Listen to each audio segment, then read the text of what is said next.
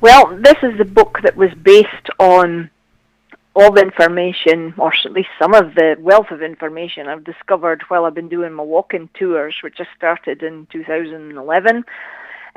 Some of them are stories that don't fit into tours because they're either in sort of obscure, far-flung places, or I just haven't included them yet, and some are part of tours that I do just now, and again, it's just things that intrigued me that I didn't know, and I thought, oh, that's great, a lot of people will be interested in that. And what I originally did was write a blog about these things I was discovering as I was touring, and Scottish Television asked would they be able to host the blog because they were very interested in it, and then that really what resulted in the manuscript for the book.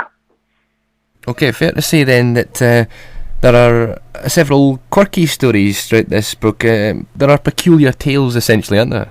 Yeah, well, some of them are historical stories that have been forgotten, some that are more folk tales, and again, I'm trying to get to the bottom of them. So there's 50 stories altogether in the book. How did this all come about, Fiona-Jane, initially? I mean, what made you write Hidden Aberdeen?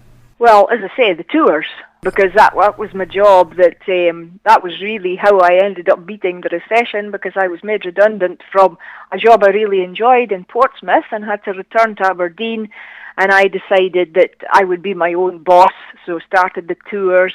And again, with writing the scripts all the time, I had the information there ready to put into the blog and then the book manuscript.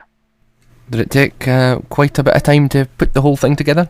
It's probably the last couple of years' worth of work on the tours has contributed to the manuscript.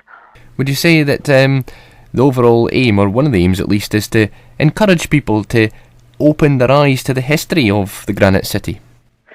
Certainly, and I mean primarily to get more customers, because again, there's a core of people that have been interested, and again, I'm trying to widen out my customer base to locals and visitors.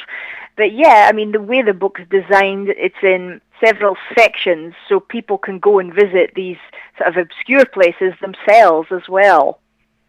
Okay, what about our listeners who would like to get a copy of Hidden Aberdeen then? What would you say to them?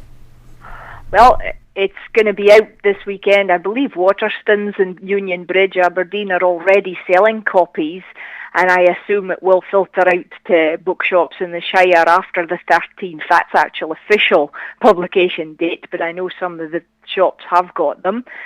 There's a book launch on the 18th of June at Waterstones Union Bridge from 6:30, and if folk want to come to that, they just need to get a ticket from Waterstones in advance, and it's free, so they can come in and hear me reading bits from the book and stuff like that, and get a signed copy then also.